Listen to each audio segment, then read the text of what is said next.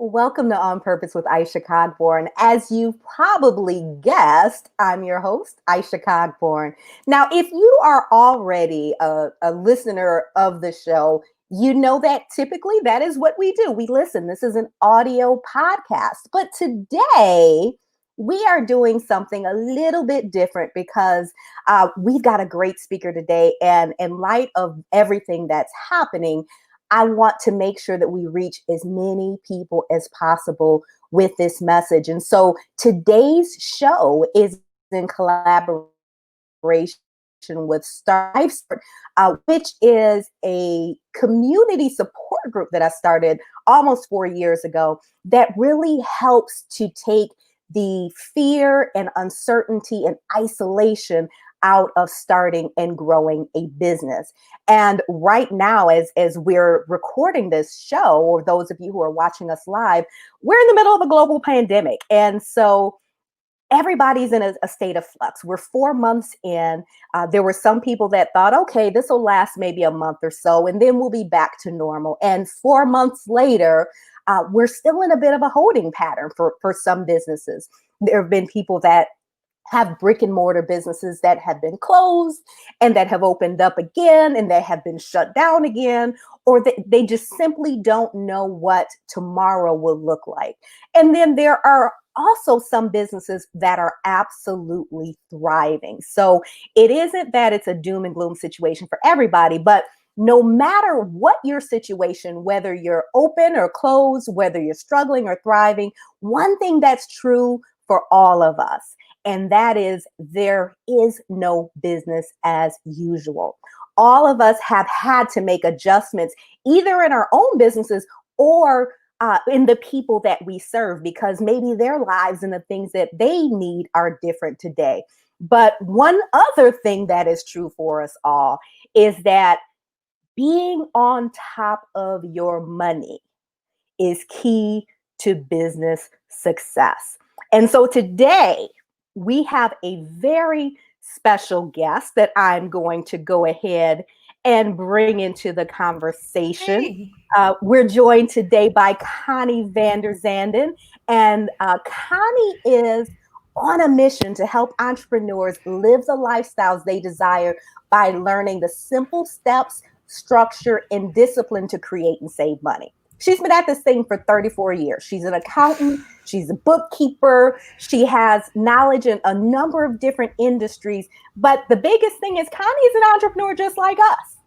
And so she's been through the ups and downs just like us. One of the things that I love so much about her story is that she is transparent to share that even though she is a numbers person, that doesn't mean that she's always done everything right. And so there are plenty of things that we can learn today. And I'm just going to tell you, this is going to be a real conversation. We're not going to sugarcoat stuff.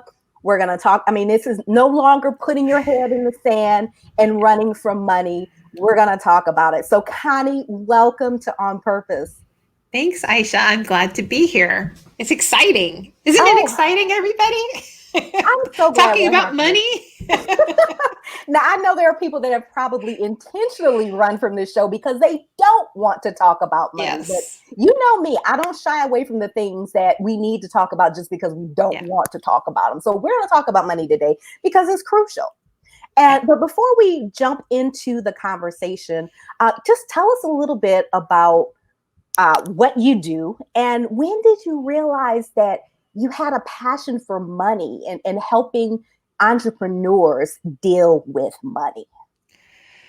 Well, let's start with the story because it is the purpose. So I found myself in accounting, and I have done 34 years of it. And I found my way there because I really enjoyed working with the business owner. So 19 years ago, I started my business, and I really enjoyed going out and meeting with them in person.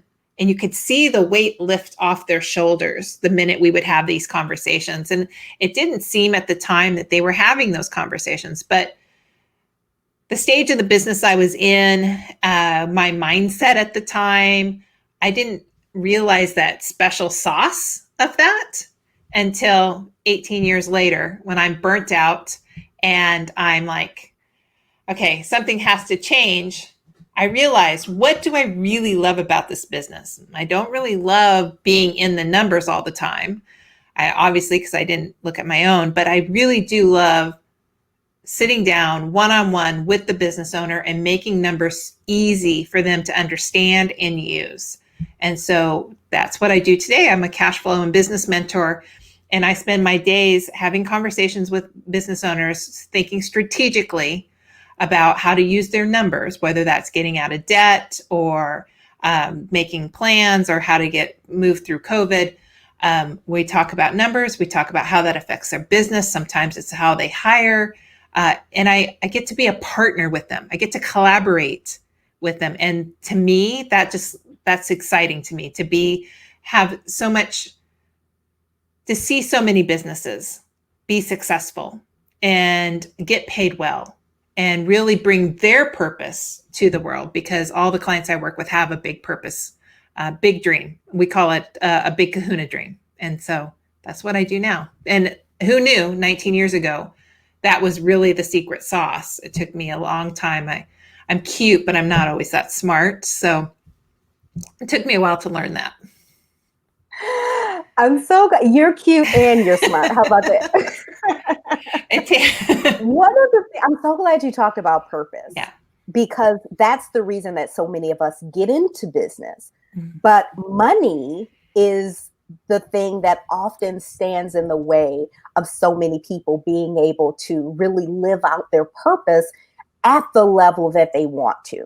Right. And, if I think about myself, I started my business 11 years ago, and I had been in corporate for almost a decade.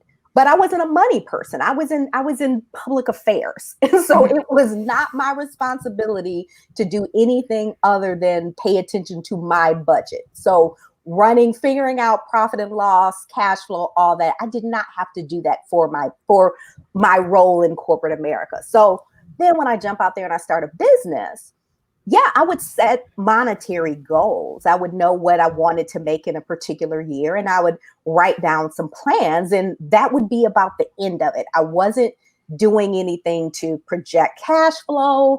I wasn't looking at what was coming in. I wasn't looking at what was going out. Quite frankly, it was just a matter of, okay, here's what I'm good at. I'm going to do this. And the cat's jumping up here, so we might get a little visitor. And, it was really just running on faith. And that's not a way to run your business. But for so many people, we're just afraid of what we're going to see if we look at the numbers, or we're intimidated by it. And right now, the situation that we're in, where maybe there's so much more uncertainty. So if you didn't want to do it before, you certainly don't want to do it now. No. What can you do to finally get your head out of the sand? Where do you start? Well, it starts with the numbers. We have to know our numbers. And a lot of the times during startup, on that first 0 to 3 years of business, it's all about getting the sales. It's about finding the clients, having them know who you are, getting money in. And so looking at your numbers, dealing with them always takes a back seat. And so it's usually the last thing you do at the end of the year. And and for some reason, just dealing with that has a lot of guilt and shame around it. And so it can be ignored. It can be postponed. It happens to way more businesses than you think. So if that's you, this is normal business activity. But as you get to years 5 and 7, when you've figured out how to create revenue, that's when we really have to use those numbers, because if you have plans to grow, to add another location, add team members, you have to know what they are and have to use them as metrics to measure how successful things are, like advertising campaigns, or if there's a client you might need to let go because they're just too much of a pain. So we have to know our numbers. So how can you do that? Well, you don't have to go and get an expensive accounting tool. My favorite is Intuit QuickBooks Online, but you don't have to go that far. I have a client I've worked with that uses a spreadsheet.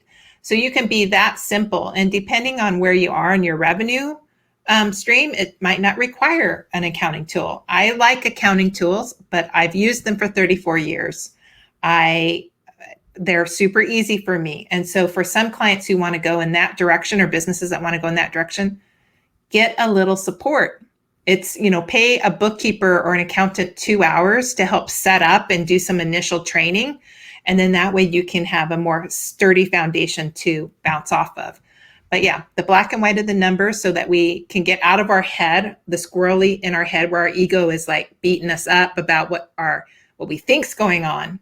We got to get the black and white of it so we can see the actual what's happening. And usually that isn't as scary. It's that listening to that ego in our those things that keep us up late at night. That's the scary part. No, I'm glad that you mentioned the possibility of just getting somebody to get you set up, because so often just that initial, where do I go? Everything is a mess. I don't know what I should be looking at or how to look at it. That's the hardest part. Like for me, people laugh at me because I always hire professional organizers. And one of my best friends is like, you mean you're paying somebody to tell you where to put your stuff? Yes, because my brain doesn't work that way. But once her name is Sherry. Once Sherry comes in and she tells me, okay, we're going to put your mailing supplies here, and we're going to put your office supplies here, and this goes here and this goes there, and everything is set up, I can put everything back in its place. And so it often is that way, even with our financial systems. If you struggle with knowing where to start or it's intimidating, just getting somebody to get you set up and telling you what to look at and how to keep it going, that can take a lot of the scary part out of it. And that, because we don't like to do stuff that we're not good at. No. Yeah. I think we can thank our school education for that. We fear the F. We fear that bad grade, but in reality, the accounting tools are super easy to fix for the most part. I've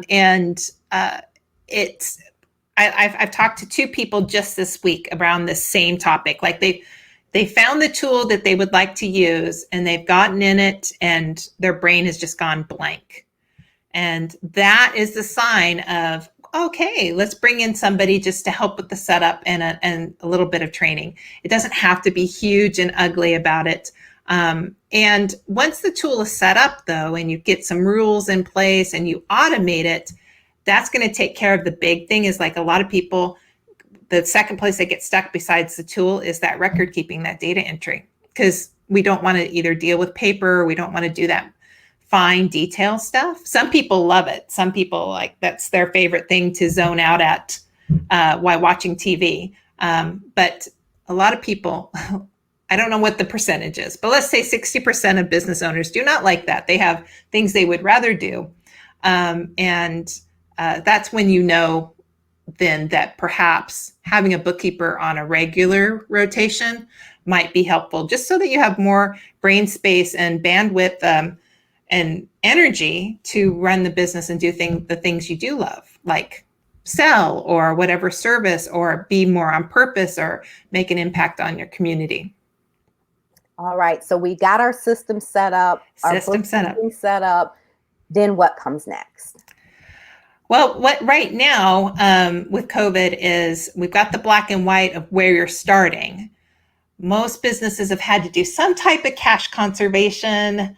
And that surprisingly does not necessarily mean cutting costs. It just means understanding what they are. Sure, there might be some costs to cut, like I had to give up my co-working space. Shout out to Vita Co-working in Portland. But it might just mean maybe you're calling those loans and asking for a different interest rate, or credit cards and asking for your rate reviews or insurance. But there's definitely some things that we need to cut, because we need to get to a bare minimum. That's where my beginning financial plans start, or in accounting terms, the budget. I don't like that word, but the B word, the B word. But we need a bare minimum so that we know, like, okay, this is everyone has one. This is where we're starting. And then I like to look at, what can you grow into, or when revenue gets back to normal, or when revenue starts increasing, what can I add back? What's my options? When can team members, the call before this, a person wanted to know, like, When can she add the extra daycare for her son? Or when can she add the office manager? At what point in her revenue game can she add an office manager so she'd have more time for her work-life balance? So those are the fun things that we get to do with the financial plan. But the first thing you might have to do now that you have the numbers in place is like get used to them, understand what they are, look for some cash conservation. And then you might then start building scenario models. I think the hardest part of COVID right now is actually having these types of conversations. We are so focused on our business about selling and getting out there, and I don't want to say it's like putting on a suit, like where like everything is great and fine and our business is doing great. We're having to actually be human beings and have conversations with vendors and team members that we probably never had before, because before you're supposed to be the boss, and have everything under control. And let's face it, a lot of us are having some issues with COVID, and we just need to be able to stand there and ask for help. And sometimes that means, again, going back to having a bookkeeper or a coach or somebody with you to help be detached enough that they're not emotionally in the problem with you, but they can see it from a different viewpoint. And so perhaps they can help you brainstorm as well to those different scenarios and who you need to call and what needs to happen. So let's talk about that, because you mentioned having a coach, having a bookkeeper, just someone who can get you to think through things with some emotional detachment. Yes. What are some of the emotional decisions that you see entrepreneurs making that can get us into trouble? Oh, get us into trouble. Well, in all transparency, we should tell a story from my own background then. I am, after many years of recovery, I have discovered that I am a spender, which means when I get under stress, I spend. I go and look for that shiny bauble. And especially during the growth phase of my business, I was looking for any shiny bauble to solve the problem I had, not realizing that really I was the answer and I didn't need any of those things. But anyway, I spent. So we get into a lot of debt because we're using money to fill a need that we're not willing to acknowledge or communicate. So that's one thing I see, is that people don't know their spending type, and they'll use money to fill in that gaps when they're stressed out or needing something. The other one I see a lot of the time is they're not paying themselves on their household. They're not contributing to their household enough. And so they could be the lowest paid member of their team. And that's just really rough. It's really hard to show up and be your best self if you're not being able to contribute to your household and take care of those finances. And so having the business support you fully so that you can be the best person, the best service provider, so that you can show up and be on purpose and make a big impact on the community is key. And the last one I think is debt. So if you're a natural spender, you created debt. Debt is stifling. It's just heavy. And when we have a lot of debt, we're so emotionally attached, we can't see the other possibilities that might be there, because we feel like there's no way out, that you have to continue business as is because you have so much just leaning into you. And so when we have a lot of debt, we might not be able to clearly see how we could grow our business, whether that's add a team member or get additional education, like how to get out of debt, or even to like invest in equipment. So those emotional things can stop us. And unfortunately, all those things, that shame and guilt and how we relate to money, we got from our parents, who got it from their parents, and from our culture and from society in general. And we don't ever realize, because we're in the middle of doing business, we're doing that thing, but we don't get to realize that other people's opinions about money is what's controlling what we're doing right now. I have a money coach I like. She says our inner 4-year-old. So at 4 years old, we learned what money was and how to relate to it and what it was used for. So that inner 4-year-old is running the money in your business right now. And so I can see that that's why, as a natural spender, I would hear my 4-year-old in me. You deserve this. You need to go get this. Oh yeah. But back then I wasn't awake. Yes. Yeah, Katie's watching. She says that this is sad. I've been there myself. I know I have too. And Sarah asks, do you have any strategies for coping with being a spender? I do. So, there are a lot of things about Dave Ramsey I do like. The one thing I don't like, especially as a natural spender and a risk taker, because a lot of entrepreneurs are risk takers, I can't do beans and rice. It's just not something I'm willing to do. And so a natural spender has to have some fun money set aside, or mad money if you're of the age to remember what the mad comics books were. We have to have a little mad money into that, and it can just be a little bit, $20 a week, or just a little tiny bit. That way you feel like you can go splurge on something and not be so confined with your financial plan. The other things spenders can do, is creating a pause in the spending cycle. When I was working with my money coach, my mindset coach, she recommended that I freeze my credit card. I'm like, what? You're kidding, right? I had my whole body system shut down. It felt like I was going to cut off one of my arms, because I just could not imagine how that would happen. And I had to work through that about, like, why am I so connected to this credit card? What's this? It was my spenders. Like, you're going to take away my ability to fill my need for spending. So you have to journal about that. But could you put your credit cards in a place where they're not as accessible, so that you give yourself some pause in the process before you spend? And so nowadays, when I think like I would like to buy something, I have to give myself 24 hours. And then if I still want it after 24 hours, then I can realistically look at the plan and see how that could be possible. But yeah, those are two things away: creating a pause and make sure you have mad money, some type of mad money. Those are great suggestions. Yeah, I am a spender as well, and that I deserve this thing. Yeah, and Katie says the same thing. She says, she still tells herself, I deserve this all the time. Yes, Katie, I feel you. I do the same. And I'll tell you, I particularly did it when I was in corporate, because I wasn't happy with what I was doing. Mm-hmm. And so I needed that to fill that void. Yep. Once I started really being in my purpose and enjoying what I was doing, a lot of that spending stopped. So mm-hmm. It was definitely connected to a void. Or if I'm lonely, then I tend to be more of a spender. If I miss my family, things like that. But let's talk about the financial plan. So we know what's coming in, we know what's going out. We've had some conversations if we needed to renegotiate some loans or get rid of some clients or some accounts that aren't serving us.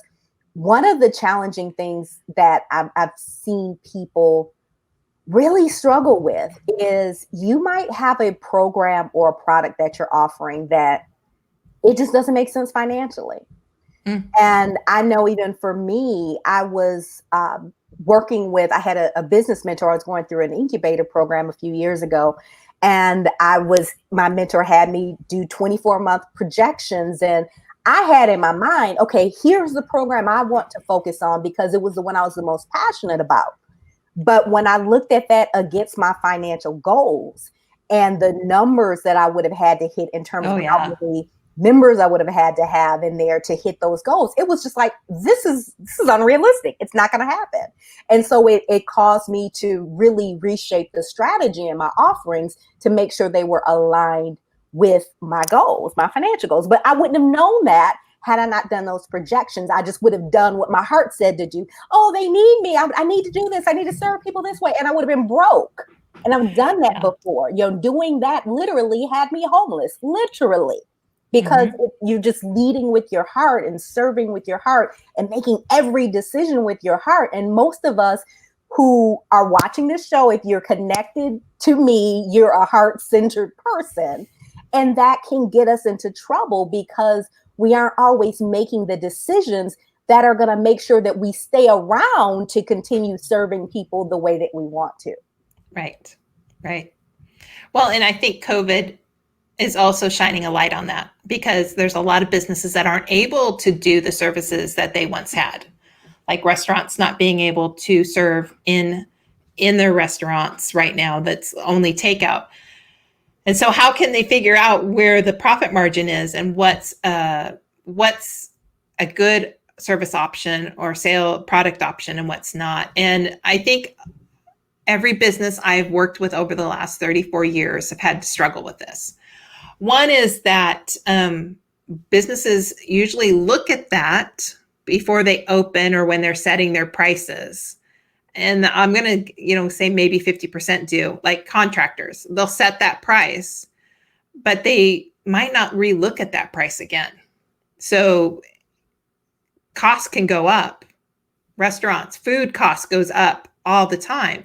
But if they're not looking at their pricing on a regular basis, they can easily have a product that's not worth. It's costing them more to do than they're selling it for.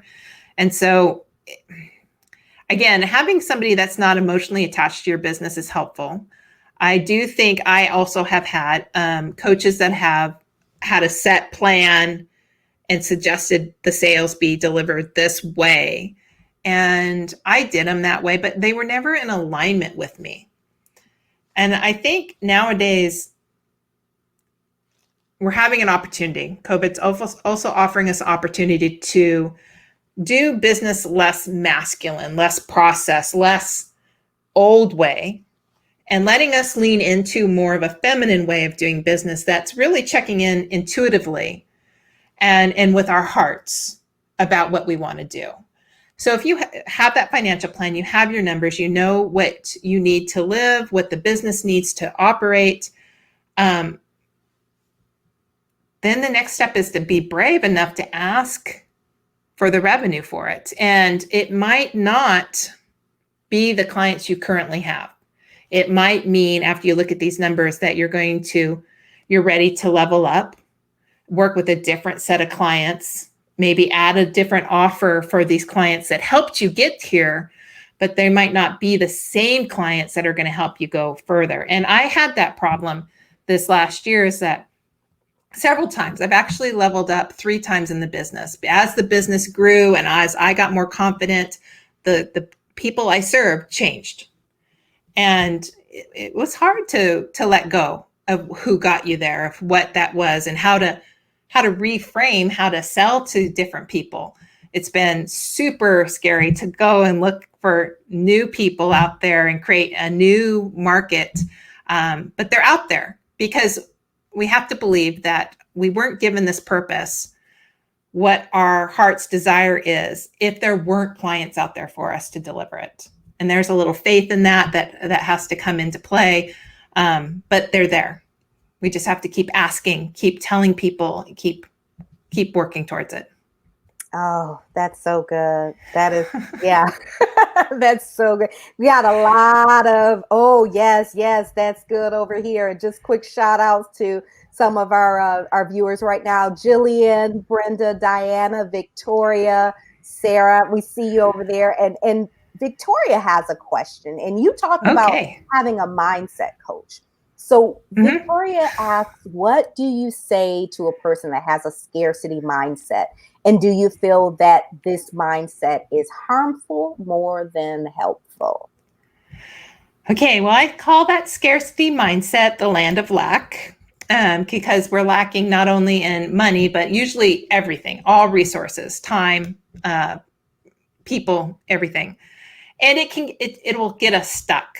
And that's where that third party, unemotional person is, that can be handy in helping us see that stuck point. But yes, I do think that at some point it's harmful to the business if you have a strong desire to grow and go to a different place. You're going to have to like get over that roadblock, and then but you're going to hit another one. It's not like it's going to totally go away. There is that place about having a very abundant mindset.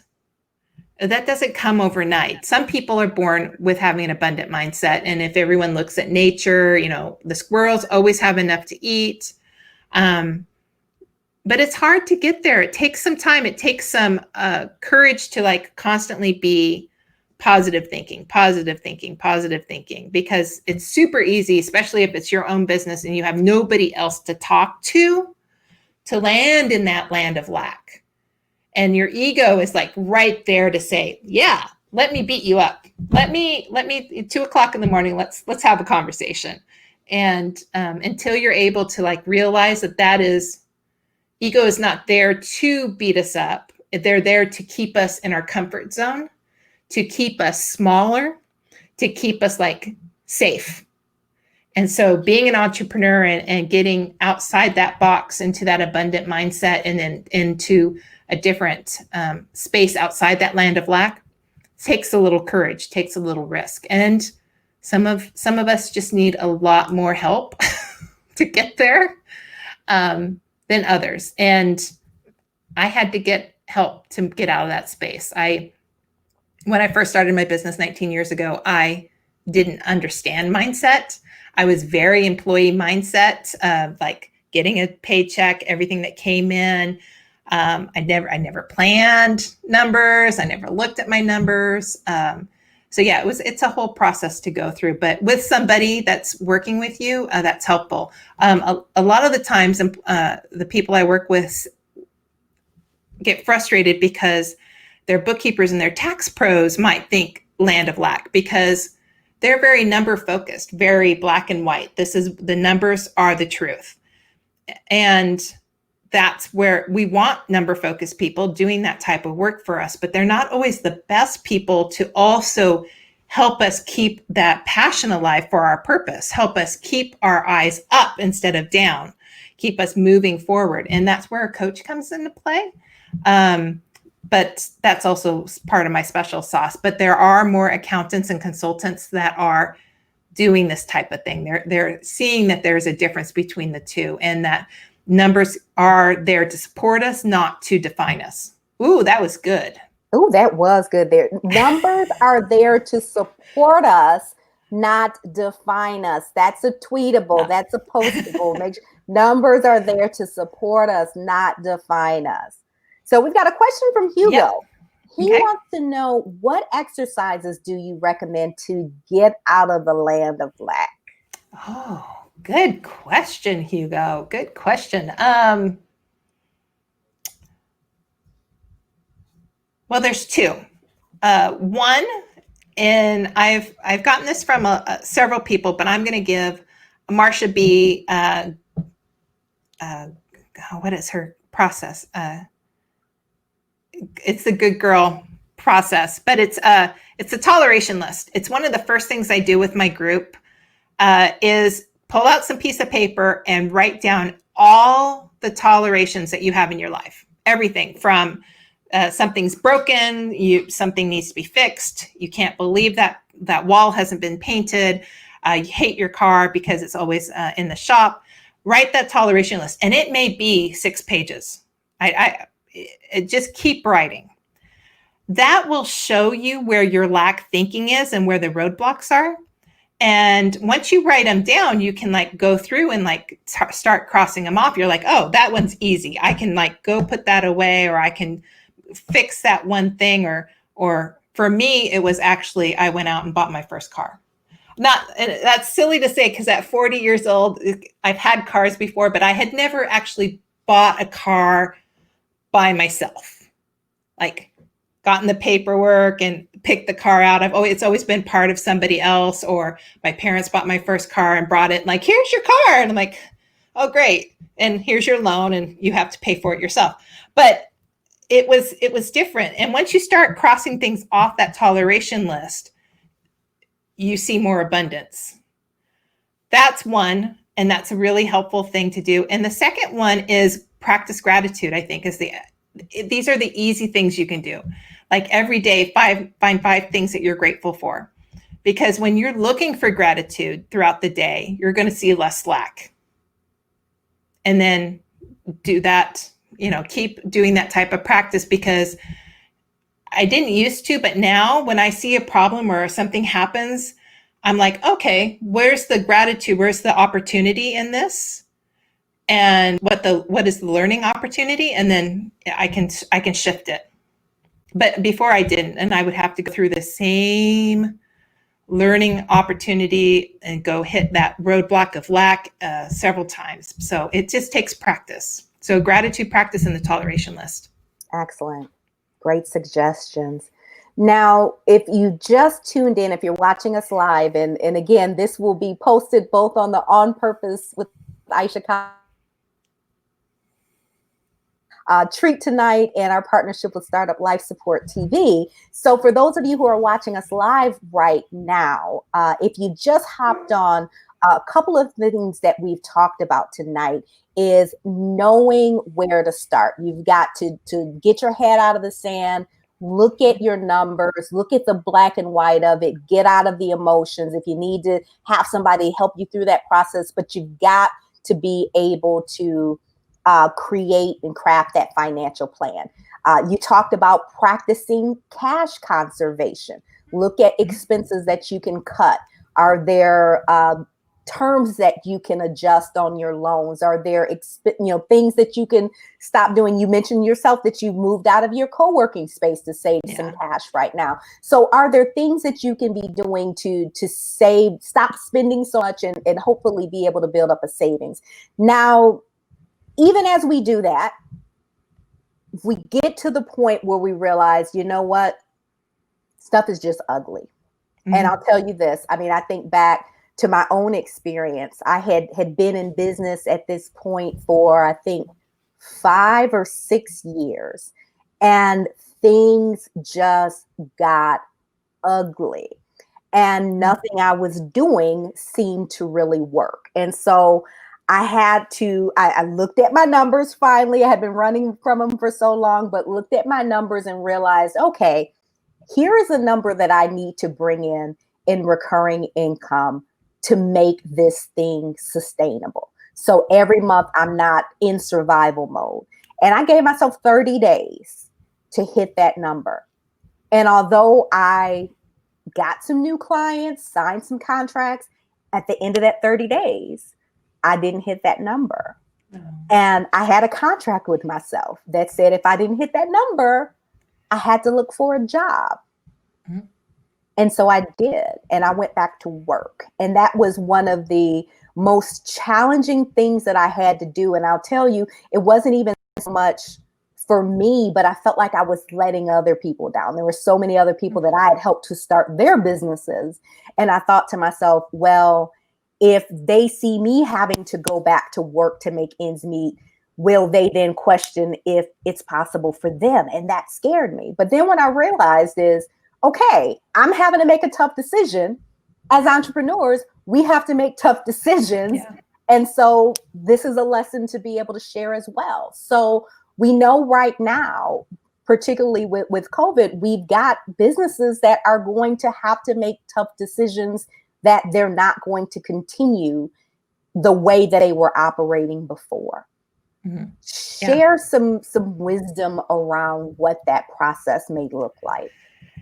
Yeah, it's called the power of choice. We have choice in everything we do. And I actually did not realize that we had power of choice until I went to a seminar, and it was like eye-opening experience. And that seems really odd to share, that after, I don't know, I was in my 30s when I figured that out, and late 30s. So to be on earth for a long time and not realize that I had power of choice. But it's not always the easiest choice. When I went to I loved my office space. I had commercial space. It was a great office. And after 6 years, I I was still not running. 98% of what came in was going out in expenses. I hadn't been paying myself for 6 years, and I had 50,000 in debt, and it was not sustainable. It was a beautiful office, but not sustainable. But after 6 years of building that, how do you let it go? What do you do? And so that was one of the hardest choices I had to make. And it was the best choice I could make. And so as people are looking at their business, they've looked at their numbers, they've done whatever innovation they thought they can, and it's still not worth it. We have a power of choice.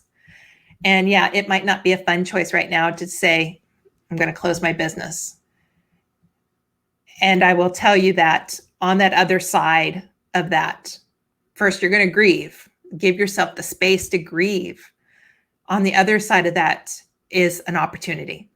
And to know that it's there and that you won't have this weight of this business, and you've learned so much from this business that perhaps it's time. It's time to go away so that you have an opportunity to revamp, innovate, rebuild something different rather than eke along and like push all this money towards it. To it might just be its time.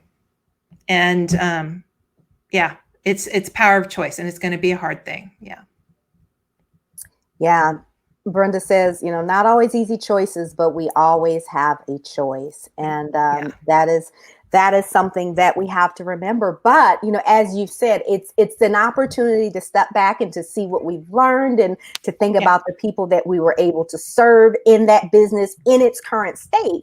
But one of the things to remember, too, is that doesn't, just because this particular opportunity came to an end, this business in the way you were serving in that way at that moment, just because that ends doesn't mean it's over. How many times do we hear of people that say, oh, I had 3 restaurants, or I had, a salon here and it closed it down, and then I did this and then I did that. And, even when I look at my own experiences, me making that decision of, okay, I've got to go back to work full time. I'm going to continue to do the business on the side, clients in the morning before work, in the evenings, work on my business on Sundays. But it gave me that opportunity to regroup. And so then 3 years later, I was able to quit and really have a much stronger foundation instead of continuing to flounder until finally the decision was made for you. And I think that's an important thing too, is, when we talk about the power of choice, the longer that we just put off making a decision or looking at the options that are available to us, the fewer choices we may end up having. Yeah. So don't run from it. Yeah, but I think when we're in that land of lack too, we're hoping, secretly hoping that will happen, because then it's somebody else made that decision for us and it was being done to us, rather than us being the leader of our own life and being able to make that choice up front. I did go through that. I did want something to happen where it was somebody else's choice to close the doors to my commercial space. I just wanted that to happen. And I didn't realize it at the time, but it was a necessary thing for me to go through for the journey I'm currently on. Because now I know what it's like to close a business. I know emotionally what people are going to go through before they do that. And so when I'm working with clients, I can warn them, you're going to have your whole body is going to need to do this. There's a whole thing about grief. Nobody told me I was going to grieve this. There's a whole process. But that was part of the journey of where I'm at now. So it's all leading towards what my current purpose is, and knowing very strongly in my heart that had to happen for me to be here. Yes, indeed. All right. So let's talk about you in your purpose, Connie. And I'm so glad Sure. that you're in your purpose because it allows other people to be in their purpose. Yep. You know, one of the things that we talked about is there's so many people that they're not able to walk fully in their purpose because of money. Yeah. And when people work with you, what are some of the things that they're dealing with? What are their struggles and how do you help them to work through that? Sure. Well, you kind of touched on them a little bit, but I'll touch on them on a bigger scale now. Um, all of my clients have a big dream and purpose. They know the impact they want to make. They know how many people they want to touch. They just don't know how money is going to be there to invest in getting there, because it's going to be more than them. And they've got to bring team on. They've got to add tools and equipment. They've got to, even get another coach or get better education or whatever. They have no idea where money is, because normally as an entrepreneur, they are the idea person. They don't want to be in the details of the numbers. They don't want to really play in that area. They're playing in their big vision and purpose. And so that is one way, is like, how do you get that support underneath you, that foundation support? How do we hire a bookkeeper that might support them, and like look at their numbers and like say, okay, now let's create an intentional use plan for your money so you can grow. The other play is that I said earlier is they're tired. They are tired of being the lowest paid person on their team or not getting paid at all. They are tired of that. And so how can you prioritize paying yourself first so that you're well taken care of, so that you can show up for your best self? And a lot of the times the money is actually there, and sometimes they're actually paying themselves. They just don't realize it. So the story is, for myself, is I was paying myself a bit. I was making a payment on my personal credit card. It never came to me. It went from the business to the credit card. And I was sitting in a mastermind with my coach, and I knew one other person in the room, but there was another 5 people I did not know. And my coaches were pushing on me that I had to physically pay myself a check. Same amount, it's just I had to physically pay myself a check. And I just broke down. I just couldn't see it. I mean, same thing, no change. But the minute I did it, oh my gosh, everything got easier. And again, it just went to pay the credit card, but there was magic there. And so there is magic in making sure you're paid, and that you're paid well to be the owner, operator, technician of your own business. The other part is, and I think this is part of my journey, is that at some point debt gets stifling, so stifling that we cannot see a way out. We can do other things. Like I've worked with people who have taken credit card advances to pay off this credit card, to do that credit card. But all it says is more debt, more debt, more debt.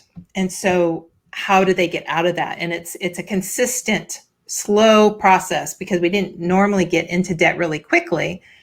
But how do we get out of that and still pay ourselves well and still grow?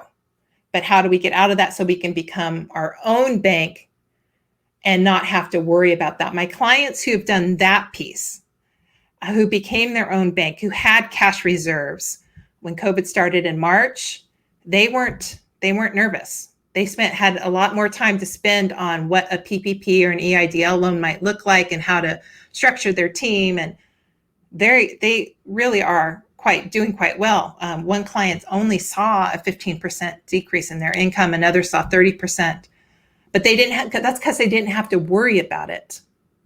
And so, they all three kind of go together. But debt, I think, is mostly where I came from, and I know that emotional feeling too well. And I'm still a work in progress, because as a natural spender, getting out of debt is also its own unique problem. Yeah. And I mean, we're all still works in progress. And I think that's the thing to recognize too. Yes. We're not going to do everything perfect all of the time. But when we can get specific systems and practices in place that keep us from going off the rails or just doing things emotionally, we're going to get it right so much more often. Mm-hmm. Yeah. Yeah.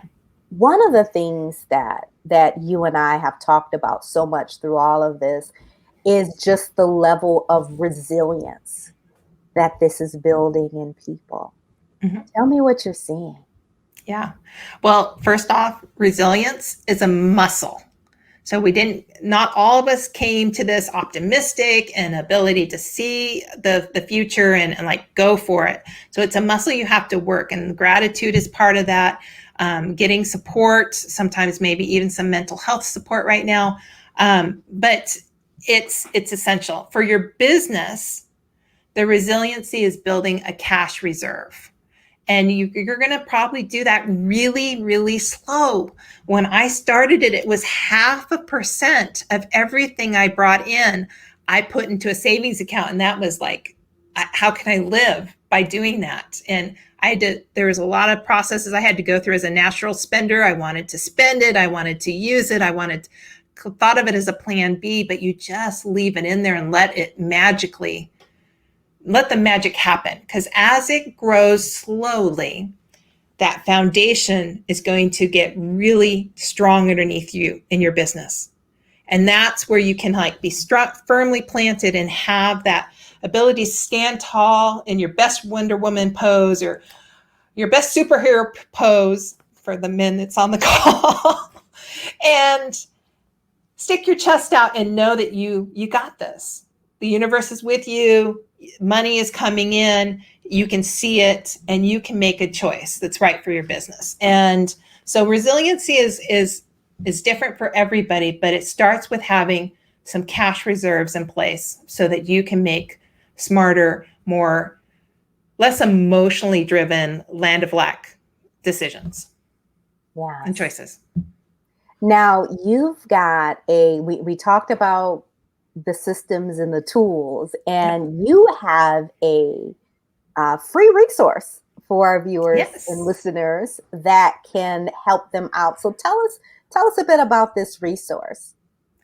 Yeah, so I didn't get to the part about the quick cash handling system, but my resource on moneyactiontips.com has a report called The 3 Steps to Increase the Profit in Your Business. And that is the basic cash handling, quick action steps you can do. It's about we talked about knowing your numbers, getting them clear, creating that financial plan.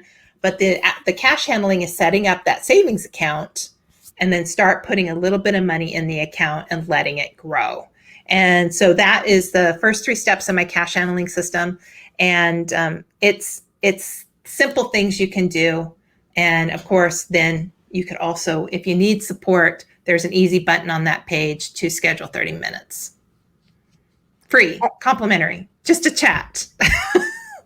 And again, one of the things that we talked about is just sometimes it's having that person to get you on the right track that helps to unravel the fear, unravel the overwhelm. And so having that 30-minute conversation with you is a good way to start that process. But we got to start somewhere. Yeah. And I hope that people really take that away, because the reality is many of us will say, hey, I'm not a money person. The numbers scare me. And you take that fear out of the numbers.